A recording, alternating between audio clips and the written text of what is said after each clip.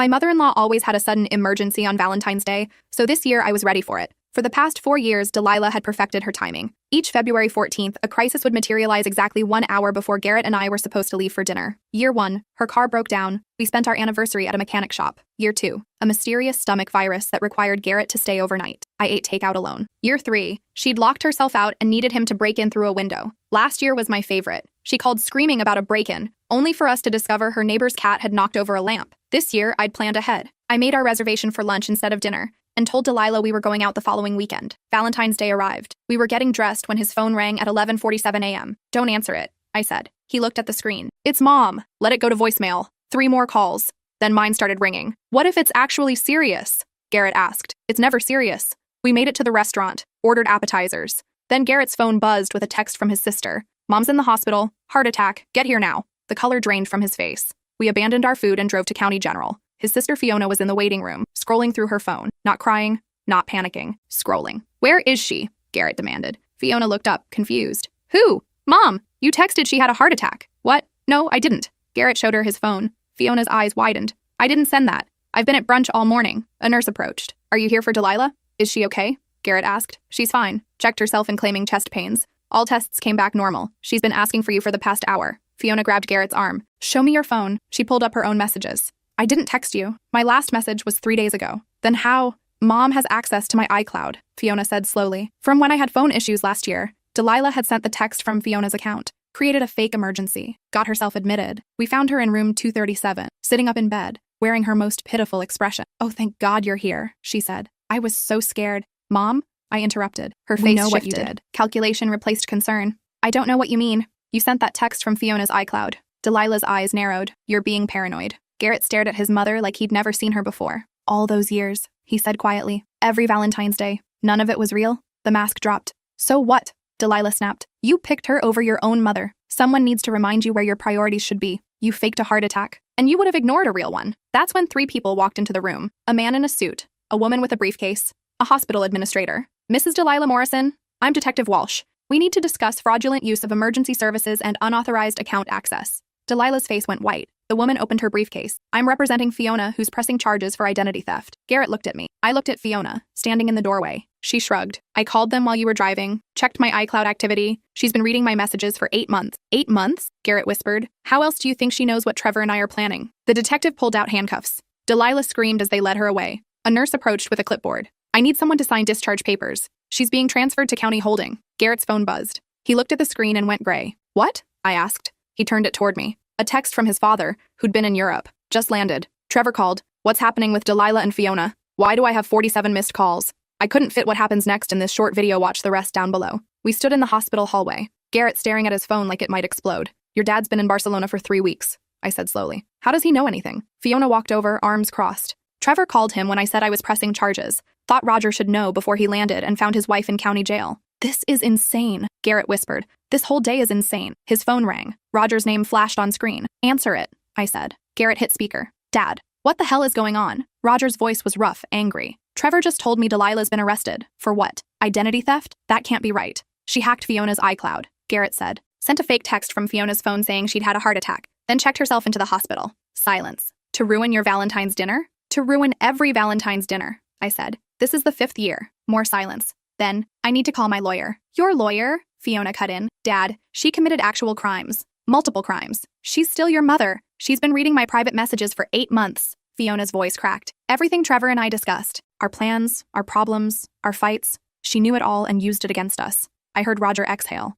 "I'm getting in a cab. Don't let them move her until I get there." He hung up. Garrett looked at me. "He's going to try to fix this." "Of course he is," Fiona said bitterly. "He always does." We ended up in the hospital cafeteria, none of us hungry but needing somewhere to sit. Somewhere that wasn't room 237, where Delilah had performed her tragic death scene. "I should have known," Fiona said, stirring cold coffee. "Last month, Trevor and I had this huge fight about whether to tell her we were moving to Portland. Next day, she calls crying about how no one tells her anything anymore, how she's losing her whole family." "She knew you were moving?" I asked. "We hadn't told anyone, not even Garrett." She looked at her brother. "Trevor wanted to wait until his job offer was official. Didn't want to jinx it." Garrett rubbed his face. "What else did she know?" "Everything." Fiona pulled out her phone, scrolling through her iCloud activity log. "Look at this. She accessed my messages 247 times in 8 months. My photos, my notes. She even read my therapy journal." I leaned in. The timestamps were damning. Multiple accesses per day. some at 2 a.m., some at 6 a.m. She was obsessed, I said. She was controlling, Fiona corrected. There's a difference. Garrett's phone buzzed. A text from Roger. 20 minutes out. We should go back upstairs, I said. I'm not going back there, Fiona said. I gave my statement to Detective Walsh. I signed the paperwork. I'm done. No, she stood up. I'm not watching Dad bail her out. I'm not listening to excuses. She violated my privacy for months. She faked a medical emergency. She impersonated me. Her voice broke. She destroyed any trust I had left. Trevor appeared from around the corner, tall, quiet, with kind eyes. He put his arm around Fiona. Come on, let's go home. They left. Garrett and I sat there, surrounded by the smell of overcooked vegetables and antiseptic. I should go up, he finally said. Do you want me to come? He hesitated. No, I need to do this alone. I watched him walk to the elevators, shoulders slumped. The same man who'd been excited about fancy appetizers 6 hours ago, before his mother had imploded our Valentine's Day. Again, I pulled out my phone and did what I always did when things got weird. I called my best friend Ramona. Hey, how's the romantic lunch? She answered. We're at County General. Delilah got arrested. What? I explained everything. The fake text, the iCloud breach, the 8 months of surveillance. Ramona listened without interrupting. One of the things I loved about her. So she's actually being charged? She asked when I finished. Detective Walsh seemed pretty serious. And Fiona's pressing charges for identity theft. Good. She should. Roger's on his way from the airport to fix it. Of course he is. Ramona sighed. How's Garrett taking it? He looks like someone ran over his childhood dog. His mother's a narcissist who's been sabotaging his marriage for years. He should be relieved. Should be, I agreed. But it's still his mom. Yeah. Pause. You okay? I'm sitting in a hospital cafeteria on Valentine's Day while my mother-in-law gets booked. I've had better holidays. Want me to come? I can be there in 30. No, but thanks. I'll call you later. We hung up. I bought another coffee I didn't want and tried not to think about our abandoned appetizers. Garrett came back 40 minutes later, face pale, eyes red. He's here, he said. Roger. He's with her lawyer now. Already? Called him from the cab. Some guy who handles white-collar crimes. He sat down hard. Mom's crying, saying she was scared, that she's been having panic attacks about losing us. Losing you to what? Happy marriages? He almost smiled. Almost. The lawyer says if she pays restitution and does community service, they might drop it to a misdemeanor. What about Fiona's charges? Roger's going to talk to her. Try to convince her to drop them. That's not fair. I know. He looked at me. I know it's not. But he's terrified she's going to go to jail. She should be terrified. She committed crimes. Multiple crimes, he corrected. Detective Walsh was very clear about the plural. We sat there. The cafeteria was emptying out. Evening shift starting, visitors leaving, someone's phone played bad ringtone music. I need to say something, Garrett said quietly. I waited. I'm sorry for all of it. Every Valentine's Day. Every time I made excuses for her. Every time I asked you to just let it go. He took my hand. You tried to tell me, and I didn't listen. You wanted to believe your mom loved you. She does love me. That's what makes it so fucked up. She loves me so much she can't stand the idea of me loving anyone else. I squeezed his hand. What do you want to do? I don't know. Roger wants us to wait here. He's arranging bail. I meant long term. What do you want to do about your relationship with her? He was quiet for a long time. I used to think boundaries were mean. Like, if you really loved someone, you'd accept them. All their flaws. All their issues. And now I think boundaries are the only thing that keeps love from becoming poison. Roger found us at 9:47 p.m., still in his travel clothes, expensive coat, designer luggage, looking every bit the corporate executive who could fix any problem with enough money. She's being released, he said without preamble. Bail's paid. Lawyer thinks he can work something out. What about Fiona? I asked. I'm handling it. She has the right to press charges. I know that. Roger's jaw tightened. But this family doesn't need to be torn apart over a misunderstanding. A misunderstanding? Garrett stood up. Dad, she hacked Fiona's phone. For 8 months. That's not a misunderstanding. That's a felony. Your mother's not well. She's been struggling since you got married. He looked at me. Not kindly. This has been hard on her. Hard on her? I felt my temper spike. I'm sorry our marriage has been such a burden. That's not what I meant. Then what did you mean? Garrett cut in. Because it sounded like you're blaming us for her choices. Roger rubbed his eyes. Jet lag and exhaustion catching up. I'm trying to keep this family together. Something you two don't seem interested in. We're interested in having healthy relationships, I said. That's different. Healthy relationships require forgiveness. Forgiveness requires accountability first. We stared at each other. Roger broke first. She wants to see you. Both of you. No, Garrett said. She's your mother. Who faked a heart attack to manipulate me? She made a mistake. She makes a mistake every year. Garrett's voice echoed. People turned to look. Every single year she sabotages us. And every single year you excuse it. I'm not excusing anything. I'm trying to manage a crisis. By sweeping it under the rug like always. Roger's face flushed. Watch your tone. Or what? You'll hack my iCloud too? The words hung there. Ugly and sharp. Roger stepped back. I'm going to pretend you didn't say that. Don't. I meant it. Garrett grabbed his coat. We're leaving. Tell Mom we'll talk when she's ready to admit what she did. Actually admit it. Not this I made a mistake bullshit. Garrett, and tell Fiona we support her. Whatever she decides. We walked out. Didn't look back. Got in the car and sat there in the parking garage. I just told my dad off, Garrett said. You did. I don't think I've ever done that before. How does it feel? He thought about it. Scary. But also, right? I started the car. Let's go home. It's still Valentine's Day. Barely. We could get takeout. That Italian place on Maple? Is it even open this late? Only one way to find out. We drove. No music. Just the sound of traffic and Garrett occasionally sighing. When we pulled up to Giuseppe's, the lights were on. A miracle. Inside, the owner recognized us. Ah, the young couple. Where have you been? I saved you the good corner table. We got delayed, I said. Delayed on Valentine's Day? That's no good. He clucked his tongue. Come. I'll make you something special. Fix this terrible day. And somehow he did. Brought us wine and bruschetta and fresh pasta with cream sauce. Didn't ask questions. Just kept the food coming and the mood light. You know what's funny? Garrett said, twirling linguine. This is the first Valentine's dinner we've actually finished in 5 years. Technically, it's Valentine's night. Close enough. He raised his glass. To boundaries. To boundaries, I echoed. We clinked glasses, ate pasta, pretended we weren't both thinking about Delilah in county jail, and Roger furious at us and Fiona's 8 months of violated privacy. Around midnight, Garrett's phone buzzed. A text from Fiona. Thank you. Trevor says hi. Love you. He showed me. She never says I love you in texts. Today was a lot. Yeah, he put his phone away. Think Giuseppe's has dessert? Only one way to find out. He did. Tiramisu, 2 spoons. We ate it slowly, making the night last, making the moment good, because tomorrow would come, and with it, consequences, decisions, hard conversations. But tonight we had tiramisu, and that felt like enough. The next morning started with 17 missed calls. Garrett's phone, my phone, both lit up like Christmas trees. Roger mostly. A few from Delilah's number, one from a number we didn't recognize. Should we listen? I asked, coffee in hand. Probably. The unknown number was Detective Walsh. Mr. Morrison, this is Detective Walsh from County General. I need you to call me regarding your mother's case. Some new information has come to light. New information. That sounded ominous. Garrett called back on speaker. Walsh answered on the first ring. Mr. Morrison, thank you for calling back. What's going on? We've been going through your sister's phone records. The iCloud breach was extensive, but that's not all we found. What else? Your mother was also accessing financial accounts through your sister's saved passwords. Specifically, a joint savings account your sister shares with her partner. My stomach dropped. What? Garrett's face went white. Financial accounts? $23,000 withdrawn over 6 months. Small amounts. $500 here. $800 there. Always just under the threshold that would trigger fraud alerts. Oh my God. Your sister filed a police report this morning. We're adding wire fraud and grand larceny to the charges. Garrett sat down, hard. Does my dad know? He was present when your sister filed the report. And? Walsh hesitated. He tried to offer restitution immediately. Your sister declined. Good. There's one more thing. We found evidence your mother was planning to access your accounts as well. Screenshots on her computer showing your bank's login page with password reset options.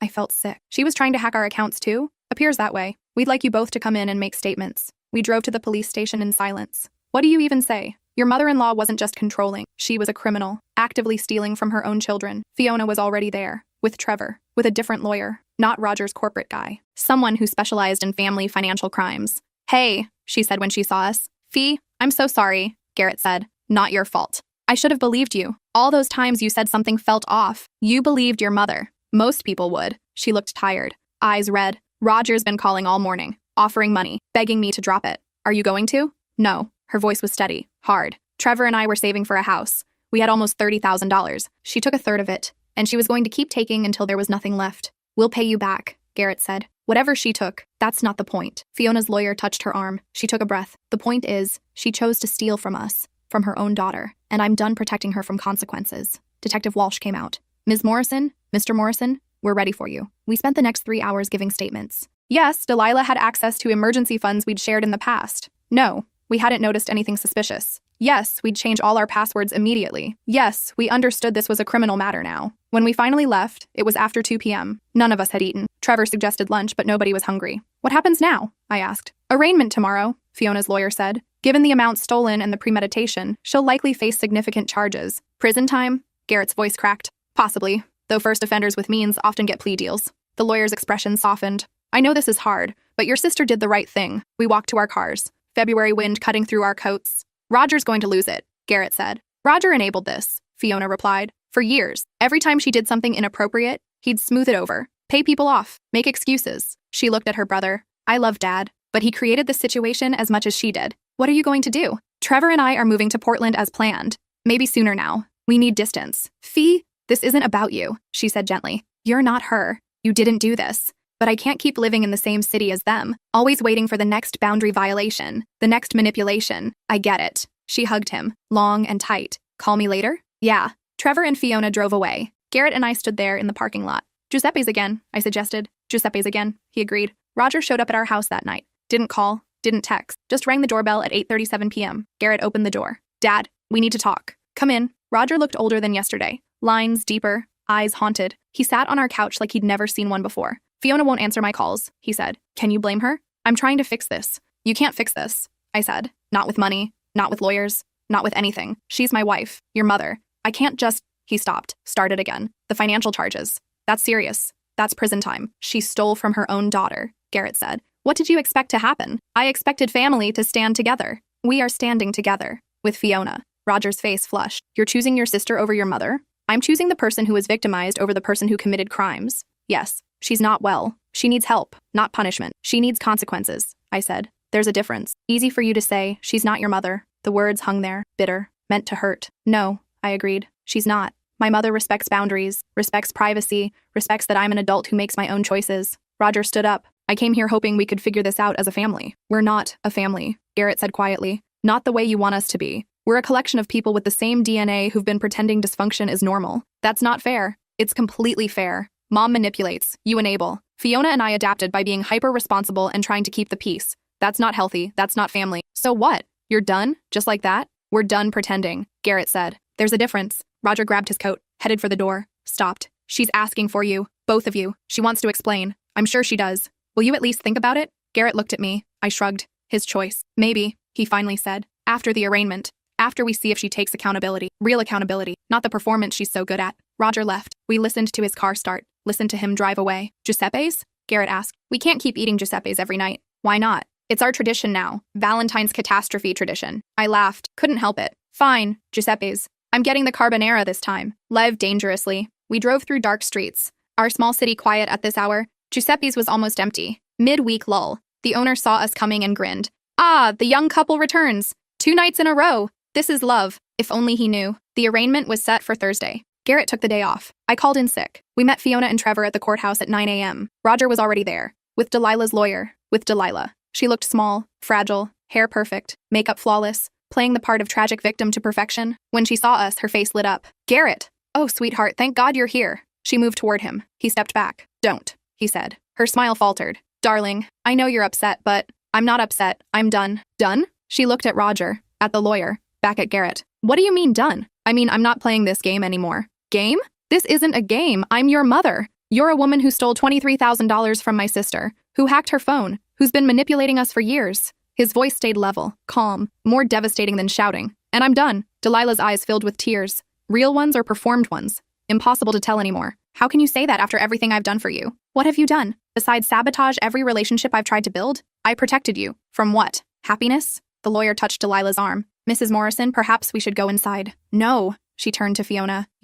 This is all your fault. Turning your brother against me. You always were jealous. Don't. Trevor stepped between them, tall, solid, protective. Don't talk to her. Delilah looked shocked, like servants weren't supposed to speak. Excuse me? You heard me. Don't talk to Fiona, don't look at her, don't contact her ever again. You can't tell me. I absolutely can. Trevor's voice stayed soft, polite even, but there was steel underneath. You violated her privacy, stole her money, and now you're playing victim. It's disgusting. Roger moved forward. Now, wait just a minute. No. Fiona's voice cut through. Trevor's right. I'm done, Mother. Completely done. After today, we're moving. You won't have our address. You won't have our numbers. You'll have nothing. You can't do this. Watch me. The bailiff opened the courtroom doors. State versus Morrison, all parties inside. We filed in, took seats on opposite sides. Delilah with Roger and her lawyer. Us with Fiona and Trevor. The divide couldn't have been clearer. The judge was a woman in her 60s. Silver hair, sharp eyes. She reviewed the charges with an expression that said she'd seen this before. Suburban family drama playing out in her courtroom. Mrs. Morrison, you're charged with identity theft,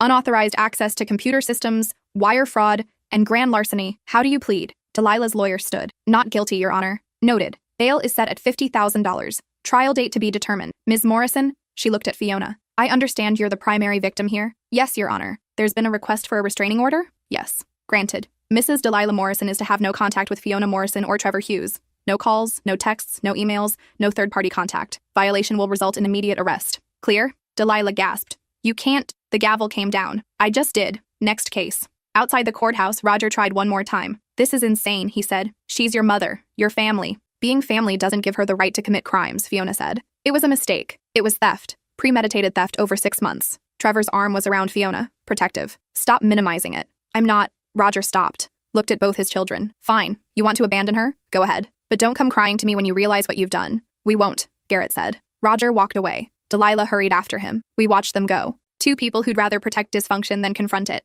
Giuseppe's? I suggested. Giuseppe's. Everyone agreed. Over carbonara and wine we planned. Fiona and Trevor's move. Our new passwords. Our new boundaries. Our new life without Delilah's manipulation. When are you leaving? I asked. 2 weeks, Trevor said. I already gave notice at work. Fiona's got a remote position lined up. That fast? We've been planning this for months, Fiona admitted. The Portland job offer came in December. We were just waiting for the right time. Does Roger know? He does now. Mom found out from my texts. Started the guilt campaign immediately. How bad? Bad. Crying about being abandoned. Threatening to cut me off. Claiming I was ungrateful. Fiona swirled her wine. I used to feel guilty. Now, I just feel relieved. To Portland. Garrett raised his glass. To Portland, we echoed. Giuseppe appeared with dessert, tiramisu, and cannoli. For the young couples. Both young couples. This is good. This is family. He had no idea how right he was. The trial was scheduled for August. 6 months away. Delilah's lawyer was pushing for a plea deal. Community service, restitution, probation, no jail time. Fiona refused every offer. She needs to face actual consequences, she told her lawyer.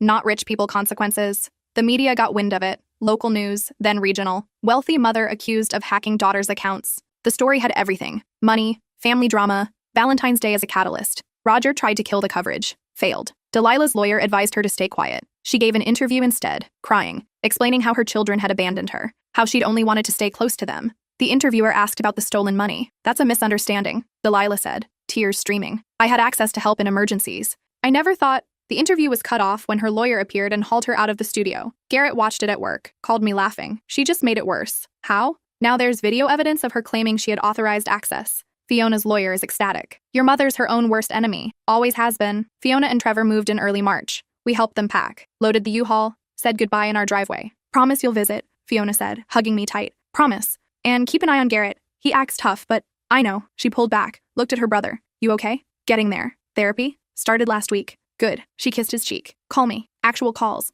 not just texts. I will. Trevor started the truck. They waved, drove away. We stood there until the U-Haul disappeared around the corner. Feel weird? I asked. Yeah. Garrett put his arm around me. But also, lighter? Lighter's good. Giuseppe's? We need to find other restaurants. But Giuseppe knows us now. Fine. Giuseppe's. Spring came. Trial prep continued. Garrett and I gave depositions. Explained the pattern of behavior. The Valentine's Day sabotages. The increasing need for control. Delilah's lawyer tried to paint us as vindictive, as children who'd turned on their devoted mother. It didn't work. Too much evidence. Too many violations. Too many years of documentation. Roger stopped calling, stopped texting. We'd crossed some invisible line and there was no going back. Garrett grieved it. I didn't push. Just held space for him. Brought him tea. Let him talk when he needed. Stay quiet when he didn't. I miss the dad I thought I had, he said one night. I know. Not the real one. The one I wanted him to be. That's what you're mourning. The fantasy. Yeah. He wiped his eyes. Giuseppe's? It's 2 a.m. Fine. Tomorrow. Giuseppe's tomorrow. The trial started August 14th. Unseasonably hot. The courthouse was packed. Family drama always drew crowds. Fiona flew in from Portland. She'd lost weight.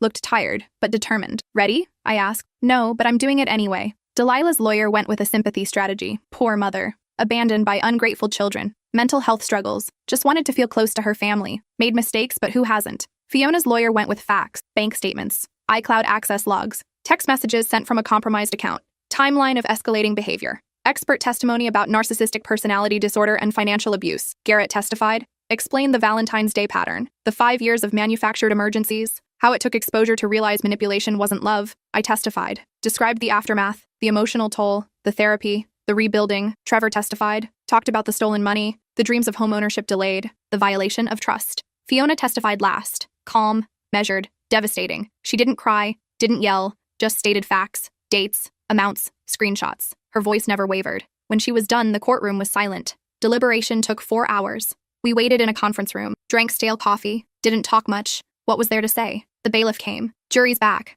We filed in, took our seats, watched Delilah and Roger and the lawyer, watched the jury, tried to read faces, gave up. Has the jury reached a verdict? We have, Your Honor. On the charge of identity theft. How do you find? Guilty. On the charge of unauthorized computer access? Guilty. On the charge of wire fraud? Guilty. On the charge of grand larceny? Guilty. Delilah made a sound, somewhere between a gasp and a sob. Roger grabbed her hand. The lawyer's shoulder slumped. Sentencing will be scheduled for September 15th. Court is adjourned. We stood outside in the August heat. Fiona was shaking. Trevor held her. Garrett held me. We held each other. We did it, Fiona whispered. You did it, Garrett corrected. Couldn't have done it without you. Roger passed us without speaking. Delilah too. Her perfect composure finally cracked. Mascara running, face blotchy, the mask completely gone. Part of me felt sorry for her. A small part. The part that remembered she was human, that she'd made me birthday cakes and bought Christmas presents and probably loved us in her own broken way. But mostly I felt relief. This was over. Finally over. Sentencing day was cooler. September morning with fall creeping in. The judge was the same woman. Silver hair, sharp eyes.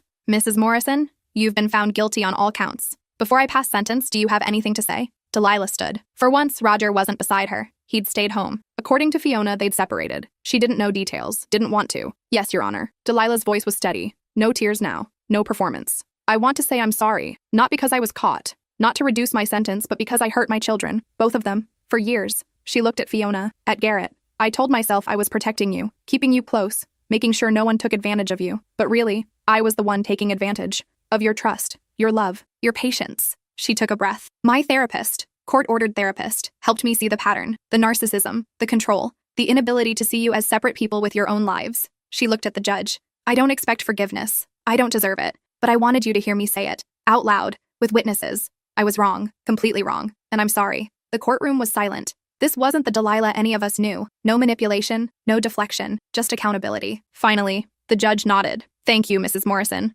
This court sentences you to 2 years in a minimum security facility followed by 3 years supervised probation. You will also pay full restitution to the victims, plus 10% interest. You will continue therapy throughout your sentence and probation period. Any violation of probation will result in maximum sentencing. Do you understand? Yes, Your Honor. Bailiff, take Mrs. Morrison into custody. We watched them lead her away. No handcuffs this time. Just a bailiff and a door and a life fundamentally changed. Outside, Fiona was crying. Not sad crying. The other kind. Relief crying. It's really over, she said. It's really over, Trevor confirmed. 2 years, Garrett said. She'll be out in 18 months with good behavior. Probably. Fiona wiped her eyes. But I don't have to see her. The restraining order stays in place through probation. What about Dad? He texted this morning. Says he understands why we did what we did. Says he'll work on respecting boundaries. Do you believe him? She thought about it. Maybe. People can change. Look at Mom. That apology seemed real. Seemed, I emphasized. Yeah, seemed. She looked at both of us. Trevor and I are pregnant. Silence. What? Garrett found his voice first. 12 weeks. We wanted to wait until after the trial to tell anyone. Fee! He grabbed her, hugged her, lifted her slightly. That's amazing! Put me down, I'm gestating. He put her down. Does Roger know? Not yet. We're telling him next week. If he wants to be in the baby's life, he has to commit to therapy. Actual therapy. Not just one session to check a box. Good boundary. Learning from the best. She smiled. You're going to be an uncle. I'm going to be an uncle, Garrett repeated, testing the words, finding them good. We drove home, processed, felt all the feelings. By the time we pulled into our driveway, it was after 4 p.m. Giuseppe's? Garrett asked. You know what? I'm thinking that Thai place on Sterling. Change of pace. Sacrilege. It's always Giuseppe's after major life events. Giuseppe's is closed Mondays. Oh, he checked his phone. Right, Thai then. Thai sounds good. We ordered pad Thai and green curry. Ate on the couch. Watched mindless TV. Didn't talk about the trial or Delilah or any of it. Just existed together. In our house. In our marriage. In our life that we'd fought so hard to protect. Around 11 p.m., Garrett's phone buzzed. A text from Roger. Your mother asked me to tell you she meant what she said. The apology. She knows she has work to do. Hope someday you can talk. No pressure. Just wanted you to know. Garrett showed me. What are you going to say? I asked. Nothing. Not yet. He put his phone down. Maybe in a year. Maybe in 5. Maybe never. But not today. Fair. We went to bed. Slept better than we had in months. No wait. No waiting. Just peace. Life continued. Garrett got promoted at work. I started taking night classes. We talked about maybe buying a house. Maybe trying for kids in a few years. Maybe visiting Fiona and Trevor in Portland. Delilah sent letters from prison. Garrett read them. Sometimes. Put them in a box. Wasn't ready to respond. Might never be. That was okay too. Roger started therapy. Sent updates monthly. Didn't push for reconciliation. Just kept working. Kept trying. That was something. Valentine's Day came around again. Year 6. What do you want to do? I asked in January. Dinner. Actual dinner. No drama. You sure? Positive. Giuseppe's has that back room. I reserved it. Very fancy. We've earned fancy. February 14th arrived. No phone calls. No emergencies. No fake heart attacks. We got dressed. Drove to Giuseppe's. The owner greeted us like royalty. Ah, the young couple. Your special night. Come, come. He led us to the back room. Candles,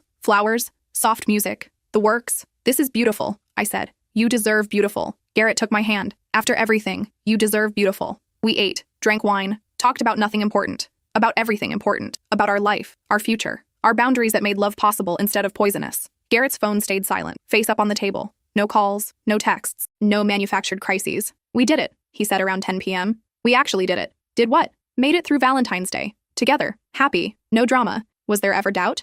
Every year for 5 years, yes. I raised my glass. To year 6 and 7 and 50. To us, he corrected. And the family we're choosing to build. To us, I echoed. We clinked glasses. The sound clear and bright and full of promise. Outside, February wind howled. Inside, we were warm, safe, free. Giuseppe brought tiramisu for the young couple, who always comes back, who always finds their way. He had no idea how right he was. About coming back, about finding our way, about building something real from the rubble of something broken. We ate dessert slowly, made the night last, because this was what we'd fought for. Not perfection, not drama-free existence, just the right to build our own life, on our terms, with our boundaries, with our love. Garrett's phone buzzed once. A text from Fiona. Happy Valentine's Day. The baby kicked for the first time. Felt like saying hi to Uncle Garrett. He showed me. We both got teary. Text her back, I said. He did. Hi to baby Morrison Hughes. Uncle Garrett can't wait to meet you. 3 dots appeared. Then, Aunt too. And I'm making you babysit. Deal. He typed. He put his phone away. Took my hand. Ready to go home? Ready. We paid.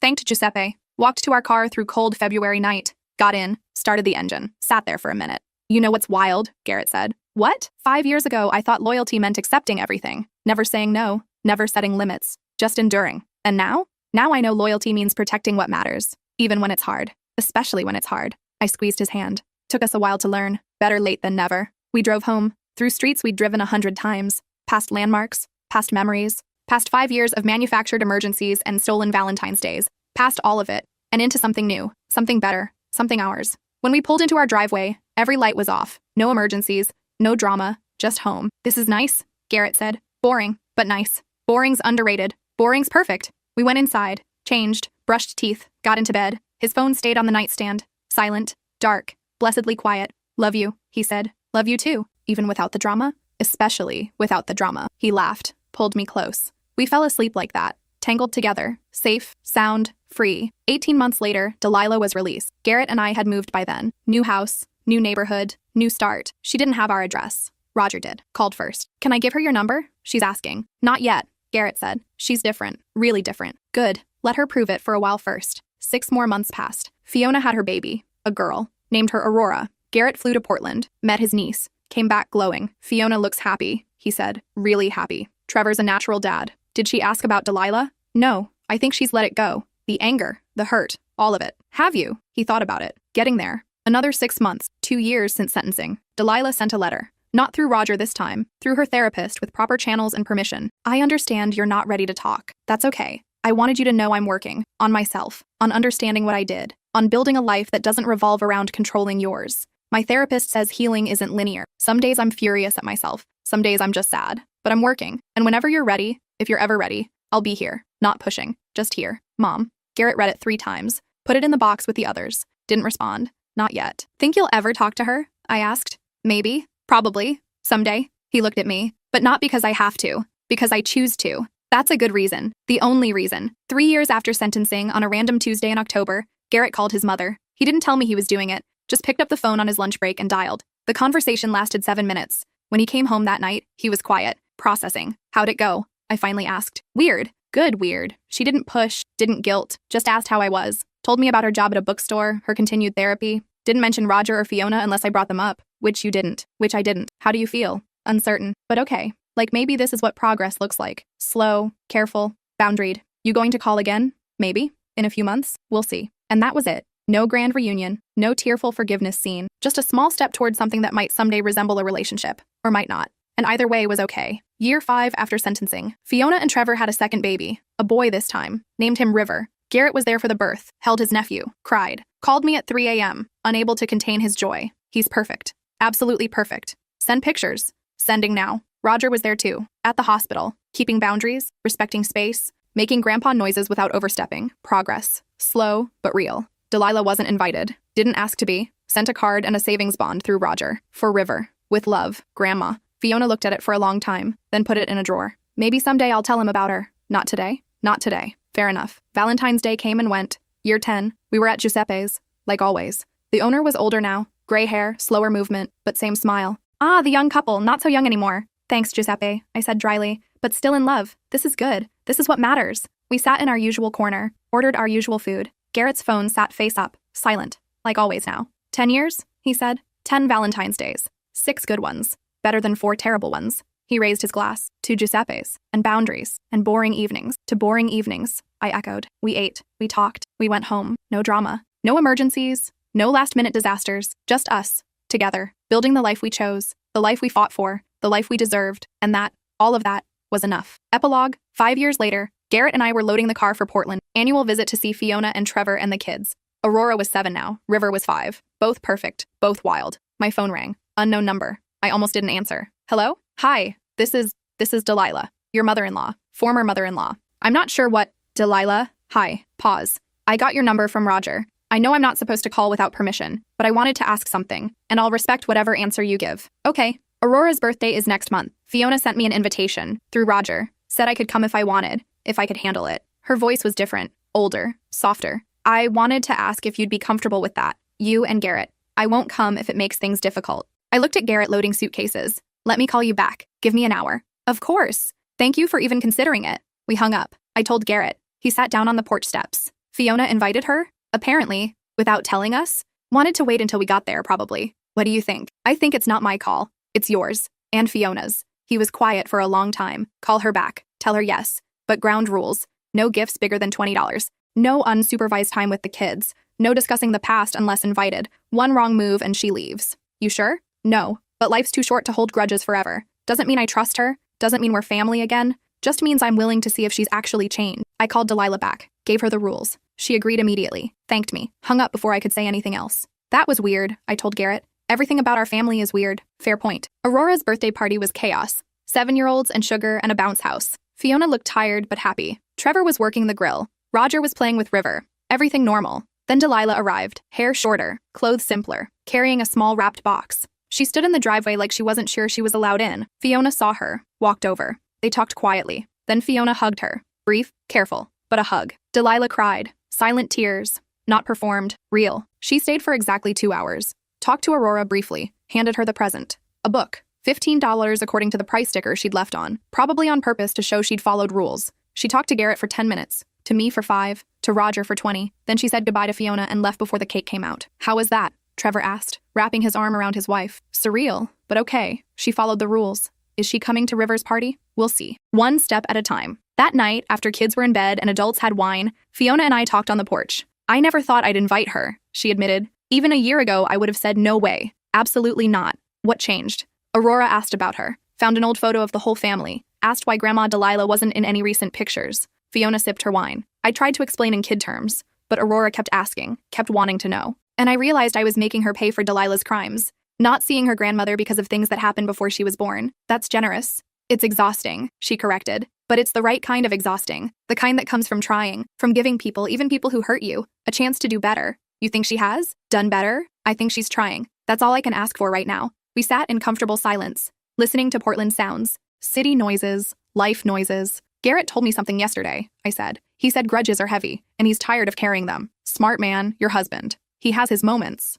Trevor and I are thinking about having a third. Really? Really? Figure if we can navigate blended family drama, we can handle 3 kids. That logic seems flawed, probably, but we're doing it anyway. I laughed. Fiona joined. We sat there. 2 women who'd survived family dysfunction and built something better. Not perfect, but better. And that, all of that, was enough. Final scene, present day. 15 years after that first Valentine's Day disaster. Garrett and I were at Giuseppe's. Obviously. Where else would we be? The owner's son ran it now. Giuseppe had retired, but he still came by on Valentine's Day. Tradition. Ah, the young couple. Now old like me. He laughed at his own joke. Still making that joke, I said. Still funny. He winked. Your table is ready. The corner. Like always. We sat. Ordered. Garrett's phone was on the table. Face up. Silent. Like it had been for years. No calls. No texts. No emergencies. Just us. 15 years of Valentine's dinners. 15 years of choosing each other. 15 years of boundaries that made love possible. Remember year 1? Garrett asked. The mechanic shop? Hard to forget. I was so mad at you for being suspicious. And I was right. You were. About everything. He took my hand. Thank you. For what? For not leaving, when it would have been easier, when most people would have. You're worth it. We're worth it, he corrected. This. Us. What we built. Giuseppe's son brought appetizers. Fresh bruschetta, like his father used to make. To Giuseppe. Garrett raised his glass. And boundaries. And boring Valentine's days. To boring Valentine's days, I agreed. May we have 50 more. 50 more, he repeated. We clinked glasses. Ate. Talked. Laughed. Made plans for tomorrow and next week and next year. Garrett's phone stayed silent. No drama. No disasters. No last-minute catastrophes. Just us. Together. Building our life. One boring, beautiful Valentine's Day at a time. And that, all of that, was more than enough. It was everything.